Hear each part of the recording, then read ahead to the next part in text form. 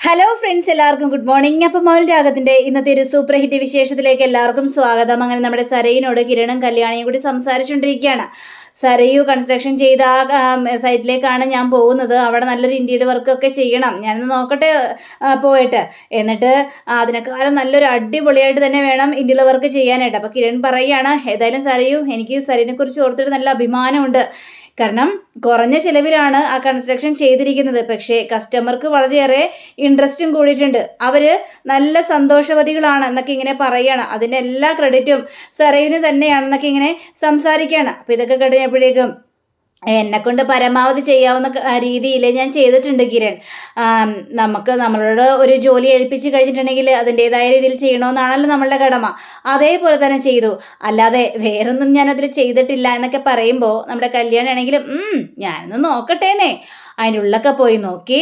അതിനനുസരിച്ച് ഒരു അടിപൊളി ഇന്ത്യയിൽ വർക്ക് തന്നെ എനിക്ക് ചെയ്യണം, അതാണ് എൻ്റെ മനസ്സിലെ പ്ലാൻ. ആ ക്രെഡിറ്റ് എല്ലാം സരയു എടുത്തോ എന്നൊക്കെ പറയുമ്പോഴും സരയു കല്യാണിയെ തന്നെ ഇങ്ങനെ രൂക്ഷമായിട്ടൊക്കെ നോക്കിയാണ്. അവളുടെ ഒരു ക്രെഡിറ്റ് ഇവളുടെ ഔദാര്യത്തിന് വേണമല്ലോ എനിക്ക് ജീവിക്കാനായിട്ട്. അപ്പോഴേക്ക് നമ്മുടെ കിരൺ അവിടെ സംസാരിക്കുകയാണ്, ഇതിന് നല്ല പ്രോഫിറ്റ് കിട്ടും, അതിൻ്റെ പകുതി നിനക്ക് തന്നേക്കാം എന്നൊക്കെ പറയണം. അതിൻ്റെ ആവശ്യമൊന്നും ഇല്ല കിരൺ, എനിക്ക് അത്യാവശ്യം നല്ല രീതിയിൽ തന്നെ ശമ്പളം തരുന്നുണ്ട്. ഒരു സിവിൽ എഞ്ചിനീയർക്ക് തരാവുന്നതിൻ്റെ പരമാവധി സാലറി എനിക്ക് തരുന്നുണ്ട്. അപ്പോൾ പിന്നെ ഞാൻ കൂടുതൽ ആഗ്രഹിക്കുന്നതൊന്നും ശരിയല്ലല്ലോ കിരൺ, അതുകൊണ്ട് എനിക്കതിൻ്റെ കാര്യമൊന്നുമില്ല എന്നൊക്കെ പറയുമ്പോൾ, അങ്ങനെയല്ലല്ലോ സരയു, എന്നാലും ഞങ്ങളെ ഇവിടെ സ്റ്റാഫുകളോട് എല്ലാവരോടും സംസാരിച്ചിട്ടുണ്ട്. അവരുടെ കയ്യിൽ നിന്ന് മാസം കുറച്ച് എമൗണ്ട് ഞങ്ങൾ മാറ്റിപ്പിടിക്കും, എന്നിട്ട് അവരുടെ അക്കൗണ്ടിലേക്ക് തന്നെ ഇടും. അതൊരു സേവിങ് ആയി കഴിയുന്ന നേരത്ത് വർഷത്തിൽ അവരുടെ കയ്യിലേക്ക് ആ പൈസ കൊടുക്കും. പക്ഷെ സരയു, നിൻ്റെ കാര്യത്തിൽ അങ്ങനെയൊന്നും അല്ല. നിനക്ക് നിൻ്റെതായ രീതിയിൽ ഞങ്ങൾ തരുന്നുണ്ട്. പക്ഷെ അത് കൂടാതെ തന്നെ നിൻ്റെ മോളുടെ അക്കൗണ്ടിലേക്ക് ഒരു ഇന്ന എമൗണ്ട് ഞങ്ങൾ മാറ്റിയിടുന്നുണ്ട്. അതൊരു നല്ലൊരു തുക തന്നെ ഉണ്ടാകും. അതുകൊണ്ട് ഇനി എന്തൊക്കെ നമ്മുടെ ജീവിതത്തിൽ സംഭവിച്ചാൽ കൂടിയും കൺമണി മോൾക്കുള്ള ആ ഒരു എമൗണ്ട് എപ്പോഴും അവിടെ തന്നെ ഉണ്ടാകും. അവൾക്ക് ഒന്നിനും ഒരു കുറവും ഉണ്ടാകില്ല സരയു എന്നൊക്കെ കിരണിങ്ങനെ ആത്മാർത്ഥമായിട്ട് തന്നെ പറയാണ്. അപ്പോൾ കല്യാണിയോട് സംസാരിക്കുന്നുണ്ട്, അതേ സരയു, നിന്റെ നല്ല ജീവിതം കാണണമെന്ന് തന്നെയാണ് ഞങ്ങളുടെ ആഗ്രഹം. അതുകൊണ്ട് നിന്നെ ഞങ്ങൾ ഏതായാലും ഏറ്റെടുത്തിരിക്കണം. അപ്പോൾ കിരണാണെങ്കിൽ ശരിക്കും പറഞ്ഞാൽ നിന്റെ അമ്മയുടെയും നിന്റെ വളർത്തമ്മ അമ്മയുടെയും അതേപോലെ തന്നെ നിന്റെ അച്ഛൻ്റെയൊക്കെ സ്വഭാവമൊന്നും ഞങ്ങൾ ഇതുവരെയായിട്ട് മറന്നിട്ടൊന്നുമില്ല. നിങ്ങളൊക്കെ വളരെയേറെ ക്രൂരമായിട്ടും വല്ലാത്തൊരു രീതിയിൽ തന്നെയാണ് ഞങ്ങളോടൊക്കെ പെരുമാറിയിട്ടുള്ളതും ഞങ്ങളോട് ഇതാക്കിയിട്ടൊക്കെ ഉള്ളത്. പക്ഷേ ഞങ്ങൾക്കതൊന്നും മറക്കാനായിട്ട് സാധിക്കത്തുമില്ല. നിന്റെ സ്വഭാവമൊക്കെ നല്ലതായിരുന്നെങ്കിൽ ഈ കമ്പനിയുടെ പാർട്ട്ണറായിട്ട് തിരേണ്ടതായിരുന്നു സരയു നീയും. പക്ഷെ അതിന് സാധിച്ചില്ലല്ലോ എന്ന് വിചാരിച്ച് നിന്നെ ഞങ്ങൾ തള്ളിക്കളയില്ല. ഇപ്പം നിന്റെ സ്വഭാവം അടിപൊടി മാറിയല്ലോ, ഇനി ആ സ്വഭാവത്തിലേക്ക് നീ വരാതിരുന്നാൽ മാത്രം മതി സരയു എന്ന് പറഞ്ഞു കഴിഞ്ഞപ്പോഴേക്കും, ഇല്ല കിരൺ, ഞാൻ ഒരിക്കലും ഇനി ആ സ്വഭാവത്തിലേക്ക് വരില്ല. കാരണം എനിക്ക് ഇനി വെട്ടിപ്പിടിക്കാനായിട്ട് ഒന്നുമില്ല. നേരത്തെ ആ വാശിയും വൈരാഗ്യമൊക്കെ കാണിച്ചത് പലരോടുള്ള ഒരു വെട്ടിപ്പിടിക്കലിൻ്റെ കാര്യത്തിലായിരുന്നു. എനിക്ക് എല്ലാം നേടണം എന്നുള്ളൊരു ചിന്ത എൻ്റെ മനസ്സിലുണ്ടായിരുന്നു. ഇപ്പോൾ ആ ഒരു ചിന്തയൊന്നും എൻ്റെ മനസ്സിലില്ല കിരൺ. ഈ ഒരു രീതിയിൽ എനിക്ക് ജീവിച്ച് അങ്ങോട്ട് പോകണം, അത്രയും മാത്രമേ എൻ്റെ മനസ്സിലുള്ളൂ എന്നൊക്കെ സരയു അവിടെ കിടന്ന് വെട്ടി അങ്ങോട്ട് പറഞ്ഞ് പാലിപ്പിക്കുകയാണ് ഇവർ വിശ്വസിക്കുന്ന രീതിയിൽ തന്നെ. അപ്പോൾ കിരണിനൊക്കെ ഒരുപാട് സന്തോഷം തോന്നുകയാണ്. ഏതായാലും സരയു, സന്തോഷമായി, നിനക്ക് ഇങ്ങനൊരു മാറ്റം സംഭവിച്ചില്ല. ഞങ്ങളേതായാലും സൈറ്റിലേക്ക് പോകുവാണ് കേട്ടോ. ശരി കിരൺ, നിങ്ങൾ പോയിട്ട് വാ എന്നൊക്കെ പറഞ്ഞുകൊണ്ട് സരയു അവിടെ നിന്ന് പോകുമ്പോഴും സരയു ഒന്ന് തിരിഞ്ഞ് നോക്കുകയാണ്. കല്യാണിയെ തന്നെ തീർന്നടി, ഇന്ന് നിൻ്റെ അവസാനമാണ് എന്നൊക്കെ അങ്ങനെയും പറഞ്ഞുകൊണ്ടാണ് സരയു പോകുന്നത്. അപ്പോൾ കല്യാണിയാണെങ്കിൽ അയ്യോ പാവം സരയു അല്ലേ എന്നൊക്കെ പറഞ്ഞപ്പോഴേക്കും, അതെ, അവളിപ്പോൾ പാവം തന്നെയാണ്, അവൾക്ക് വേണ്ടതുള്ള എല്ലാ കാര്യങ്ങളും ചെയ്ത് കൊടുക്കണം കല്യാണി, നമുക്കന്ന് സൈറ്റിലേക്ക് പോയാലോ? ശരി കിരണേട്ടാ, നമുക്ക് പോകാം എന്നും പറഞ്ഞുകൊണ്ട് ഇവർ രണ്ടുപേരും അവിടെ നിന്ന് ഇറങ്ങാം. അവിടെ നിന്ന് ഇറങ്ങി സെക്യൂരിറ്റിനോടാണെങ്കിൽ, ചേട്ടാ എന്ന് ഞങ്ങൾ പോയിട്ട് വരട്ടെ ചേട്ടാ എന്നിങ്ങനെ പറയുമ്പോൾ, ശരി സാറേ. അങ്ങനെ ഇവരവിടെ നിന്ന് ഇറങ്ങുകയാണ്. അവിടെ നിന്ന് ഇറങ്ങുമ്പോഴും നമ്മുടെ സരയു ഇങ്ങനെ ഒളിഞ്ഞു നോക്കുകയാണ്. ദൈവമേ, കിരണും കൂടെ പോകുന്നുണ്ടല്ലോ, അതാണിപ്പോൾ എൻ്റെ വലിയ ടെൻഷൻ. അച്ഛനെ വിളിച്ച് ഞാൻ എങ്ങനെ കാര്യങ്ങളെല്ലാം പറയും? അച്ഛൻ പറഞ്ഞിരിക്കുന്നത് ഫോൺ കോണ്ടാക്റ്റ് ഒന്നും വേണ്ട എന്നാണ്. എങ്ങനെ കാര്യങ്ങളെല്ലാം അറിയിക്കാനൊരു നിവൃത്തിയില്ലല്ലോ എൻ്റെ ദൈവമേ എന്നൊക്കെ ഇങ്ങനെ പറയാണ്. കിരൺ പോയത് കൊണ്ട് ഇനി ആര് മരിക്കുമെന്ന് ഒരു പിടിയും കിട്ടുന്നില്ല. ഇനി കൊല്ലാൻ പോയവൻ മരിക്കോ, എന്നാണ് ഇപ്പം എൻ്റെ സംശയം എന്ന് സാറേ ഇങ്ങനെ ചിന്തിക്കുക. അങ്ങനെ ഇവർ രണ്ടുപേരും കൂടി കാറിലൊക്കെ കയറുകയാണ്. കാറിലൊക്കെ കയറി കഴിഞ്ഞപ്പോഴേക്കും കിരൺ കല്യാണിയോട് ചോദിക്കണം, കല്യാണി നിനക്ക് ഇപ്പോഴും മനസ്സിൽ ആ ടെൻഷൻ ഉണ്ടോ? അല്ല നിനക്ക് പേടിയെന്ന് പറഞ്ഞില്ല, ആ പേടി ഇപ്പോഴും ഉണ്ടോ എന്ന് ചോദിച്ചത്. അതേ കിരണേട്ടാ, എൻ്റെ മനസ്സിൽ ഇപ്പോഴും ഒരു പേടിയുണ്ട്. അത് എന്തുകൊണ്ടാന്നൊക്കെ ചോദിച്ചു കഴിഞ്ഞാൽ എനിക്ക് പറയാൻ അറിയില്ല. ഗംഗാപ്രസാദാണോ ഇനി ബാക്കിയുള്ളവരാണോ? ഗംഗാപ്രസാദിനെ കുറിച്ചൊന്നും ടെൻഷൻ അടിക്കേണ്ട ഈ കാര്യേ ഇല്ലല്ലോ, അവൻ മരിച്ച് മണ്ണോട് ചേർന്നു. പക്ഷേ എന്നാലും എൻ്റെ മനസ്സിൽ ഇങ്ങനെ ആവേശം കൂടിക്കൊണ്ടിരിക്കുകയാണെന്നൊക്കെ പറഞ്ഞപ്പോഴേക്കും കല്യാണി, നീ എപ്പോഴൊക്കെ ഇങ്ങനെയൊക്കെ പറഞ്ഞിട്ടുണ്ടോ അപ്പോഴൊക്കെ എന്തെങ്കിലുമൊക്കെ അപകടം സംഭവിച്ചിട്ടുണ്ട്. അതുകൊണ്ടാണ് ഞാൻ നിന്നോട് ചോദിക്കുന്നത്, എന്താണ് നിന്റെ മനസ്സിൽ ടെൻഷൻ? എനിക്കറിയില്ല കിരണേട്ടാ, എന്താണെന്ന് എനിക്കറിയില്ല. എന്തായാലും നമുക്ക് സൈഡിലേക്ക് പോകാം എന്ന് പറഞ്ഞുകൊണ്ട് സൈഡിലേക്ക് പോകാണ്ടിരിക്കുകയാണ്. പക്ഷെ എനിക്ക് കല്യാണി ഈ ബകാസുരൻ തന്നെയാണ് പേടി. കാരണം അയാളിനി പരോളിൽ ഇറങ്ങിയിരിക്കുകയാണ്. എന്തെല്ലാം അൽക്കുലത്തകളാണ് ഇനി വരാനിരിക്കുന്നതെന്ന് പറയാനായിട്ട് പറ്റില്ല കല്യാണി. ബകാസുരനെ ഓർത്തിട്ട് പേടിക്കേണ്ട ആവശ്യമില്ല കിരണേട്ടാ, അയാൾ എന്ത് ചെയ്യാനായിട്ട് പോകുന്നു? അയാളൊന്നും ചെയ്യില്ല എന്ന് പറഞ്ഞിട്ട് ഇവർ പോവുക. പക്ഷേ ഈ സമയം തന്നെ നമ്മുടെ ബകാസുരനെ കാണിക്കണം. അപ്പോൾ ബകാസുരനാണെങ്കിൽ ആ സൈറ്റിൽ തന്നെ ഉണ്ടല്ലോ. ഏതായാലും നല്ല ഉറക്കമായിരുന്നു. ഫുൾ ഭക്ഷണവും താമസവും വെള്ളവും ഒക്കെ കിട്ടി, ഒരു ചെലവും കൂടാതെ തന്നെ. ഇവിടത്തെ ഏതായാലും ഉറക്കം ഗംഭീരമായി. ഇനി അവർ വരുന്നതും കാത്തിരുന്നാൽ മതി. അങ്ങനെ പറഞ്ഞുകൊണ്ട് നമ്മുടെ ഈ ബകാസുരൻ ഒളിഞ്ഞു നോക്കി കഴിഞ്ഞപ്പോഴേക്കും ദാ കിരണിൻ്റെ കാറ് വരികയാണ്. അതിൽ കിരണും കല്യാണി ഇറങ്ങാം. ഇത് കണ്ടുകഴിഞ്ഞപ്പോഴേക്കും ബകാസുരനാകെ ഞെട്ടിപ്പോയി. എൻ്റെ ദൈവമേ, ഇതെന്താണ് കിരണോ? ഇവനൊട്ടും പ്രതീക്ഷിച്ചില്ലല്ലോ. ഇവൻ എന്തിനാ ഇവളുടെ ഒപ്പം വന്നത്? കിരൺ വന്നു കഴിഞ്ഞിട്ടുണ്ടെങ്കിൽ ആകെ പണി പാളുമല്ലോ. ഇത് വല്ലാത്തൊരവസ്ഥയായിപ്പോയെന്ന് പറഞ്ഞുകൊണ്ട് നമ്മുടെ ബകാസുരൻ അവിടെ നിന്ന് മാറി പെടുന്ന ഒളിച്ചു നിൽക്കുക. അപ്പോൾ കല്യാണിയും അതേപോലെ തന്നെ കിരണും കൂടി നേരെ സൈറ്റിലേക്ക് കയറുക. സൈറ്റിലേക്ക് കയറി കഴിഞ്ഞ് കിരൺ അവിടെ ഇങ്ങനെ വന്ന് നിൽക്കുകയാണ്. നോക്കിയ കല്യാണി, എത്ര ഗംഭീരമായിട്ടാണ് സരയു ഈ ഒരു കൺസ്ട്രക്ഷൻ പൂർത്തിയാക്കിയിരിക്കുന്നത്. കുറഞ്ഞ ചെലവിൽ തന്നെയാണ് അവൾ ഇത് ചെയ്തിരിക്കുന്നത്. പക്ഷേ കസ്റ്റമർക്കാണെങ്കിലോ ഭയങ്കര ഒരു സന്തോഷം, മനതൃപ്തി എന്നൊക്കെയാണ് അവരെന്നോട് പറഞ്ഞ വാക്കുകൾ. അത് കേൾക്കുമ്പോൾ നമുക്കും കിട്ടുന്ന ഒരു സുഖമില്ലേ, അത് പറഞ്ഞറിയിക്കാൻ പറ്റുന്ന സുഖം തന്നെയാണ് കല്യാണി. ഏതായാലും അവൾക്ക് വേണ്ട കാര്യങ്ങളെല്ലാം ചെയ്തു കൊടുക്കണം. അവൾ കാരണം തന്നെയാണ്, ഫുൾ ക്രെഡിറ്റ് അവൾക്ക് തന്നെയാണെന്ന് സരയിനെ കുറിച്ചുള്ള ഇങ്ങനെ കൂടുതൽ കാര്യങ്ങൾ ഇങ്ങനെ നമ്മുടെ കല്യാണിയോട് പറയാണ്. പിന്നെ കല്യാണി, നിന്റെ ഇന്ത്യയിലെ വർക്കും കൂടി അടിപൊളിയാക്കണം, നമുക്ക് പുറത്ത് ഇന്ത്യയിൽ ചെയ്യണോ എന്നൊക്കെ ചോദിച്ചപ്പോഴേക്കും പുറത്തത്തെ കാര്യം അവിടെ നിൽക്കട്ടെ കിരണേട്ടാ, നമുക്ക് ഏതായാലും അകത്ത് പോയി നോക്കാം എവിടെയൊക്കെ എന്തൊക്കെ ചെയ്യണം എന്നൊക്കെ. കിരണേട്ടൻ വാ എന്നൊക്കെ പറഞ്ഞുകൊണ്ട് ഇവർ പോവാ. ഇവരിങ്ങനെ പോയി കഴിഞ്ഞപ്പോഴേക്കും ഇവിടെയൊക്കെ ഇന്ന ഡിസൈൻ ചെയ്യണം എന്നൊക്കെ ഇങ്ങനെ സംസാരിക്കുകയാണ് കല്യാണി. അപ്പോൾ കിരണോട് പറയാണ്, ഞാൻ ഏതായാലും അവിടെ ഒന്ന് പോയി നോക്കട്ടെ. അപ്പോൾ കിരണും കുറേ സ്ഥലത്തൊക്കെ ഇങ്ങനെ നോക്കിക്കൊണ്ടിരിക്കുക. ആ സമയത്ത് ബകാസുരനൊരു സ്ഥലത്ത് ഒളിച്ചിരിക്കുക. പക്ഷെ പെട്ടെന്ന് ബകാസുരൻ്റെ കാല് തട്ടി ഏതോ ഒരു ബക്കറ്റ്, പെയിൻറ്റ് ബക്കറ്റാന്ന് തോന്നുന്നു, ആ ബക്കറ്റ് നേരെ താഴത്തേക്ക് പോകണം. ആ ഒരു ശബ്ദം കേട്ട് കഴിഞ്ഞപ്പോഴേക്കും കിരൺ ഇങ്ങനെ നോക്കുകയാണ്, ഇതെന്താണ് അവിടെ ഒരു ശബ്ദം എന്നിങ്ങനെ നോക്കുകയാണ്. പക്ഷേ ബകാസുരൻ പേടിച്ചു. കണ്ടു കഴിഞ്ഞാൽ കിരണിൻ്റെ കയ്യിൽ നിന്ന് നല്ലത് കിട്ടുമെന്ന് ബകാസുരനെ അറിയാം. അങ്ങനെ കിരൺ മുന്നോട്ട് വരികയാണ്. ബകാസുരനെ പേടിച്ച് വിറച്ച് അവിടെ തന്നെ അങ്ങനെ നിൽക്കുകയാണ്. പക്ഷേ നമ്മുടെ കിരൺ ബകാസുരനെ കാണാനായിട്ട് ഇടയായില്ല. എന്തെങ്കിലും ഒരു ശബ്ദമായിരിക്കും എന്നൊക്കെ വിചാരിച്ചുകൊണ്ട് കിരൺ അവിടെ നിന്ന് നേരെ മേളിലോട്ട് കയറി പോവുകയാണ്. ഈ സമയം തന്നെ നമ്മുടെ കല്യാണി വരികയാണ്.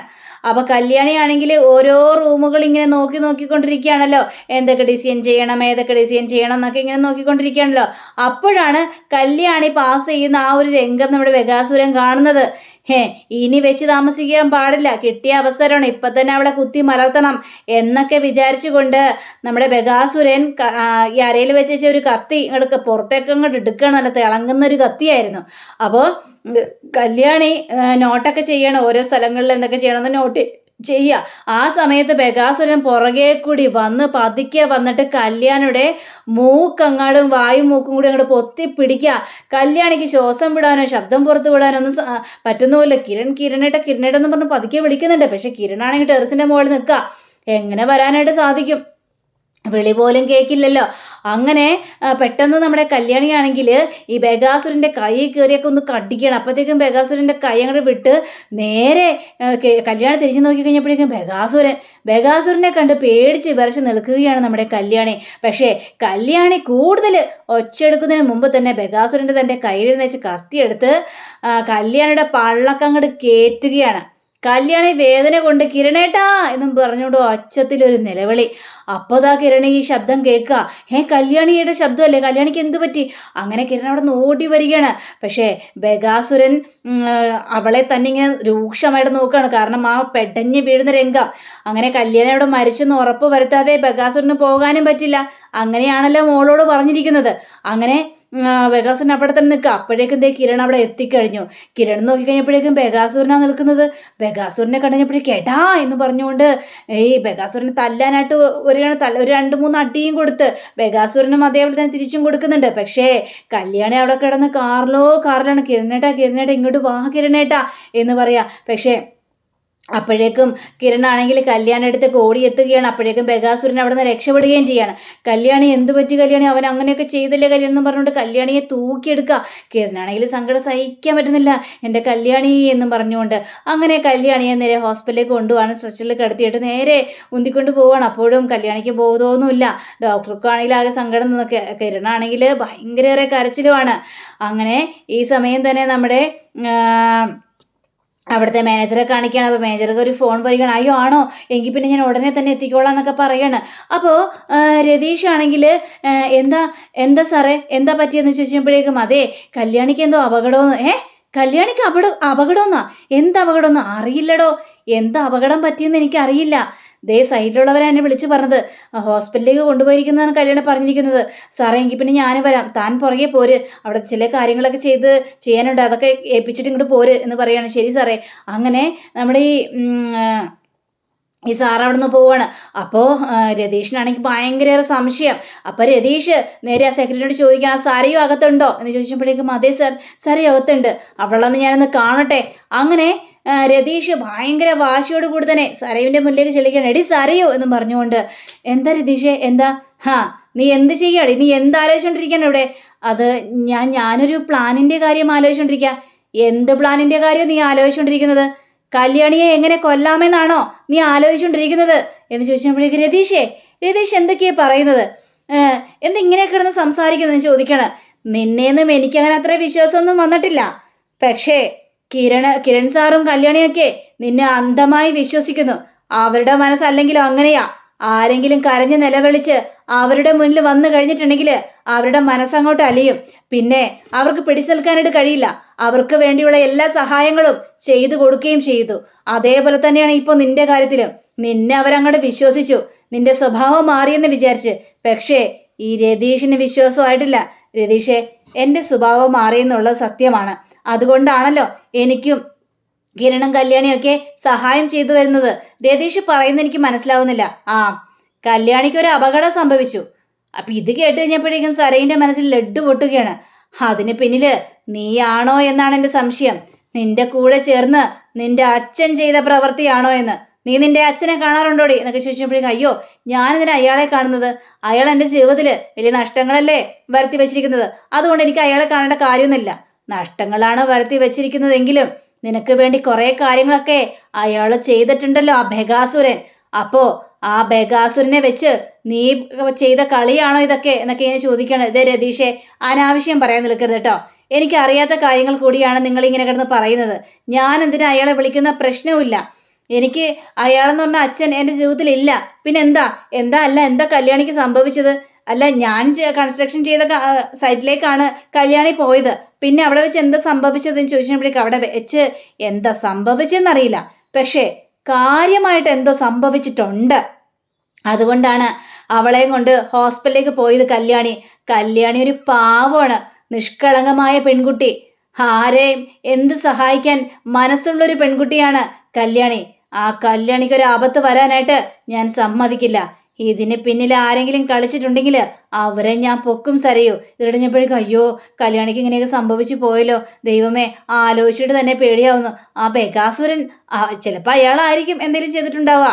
ബഗാസുരനാണെങ്കിൽ അവൻ്റെ കാര്യം തീർന്നു. എനിക്കിത്രേ പറയാനുള്ളൂ എന്നും പറഞ്ഞുകൊണ്ട് ഈ രതീഷ് അവിടുന്ന് പോവാണ്. അപ്പം രതീഷ് പോയി കഴിഞ്ഞപ്പോഴേക്കും സരയു ആണെങ്കിൽ അവൾ തീർന്നാൽ മാത്രമേ കിരണിനെ എനിക്ക് സ്വന്തമാക്കാനായിട്ട് പറ്റുള്ളൂ.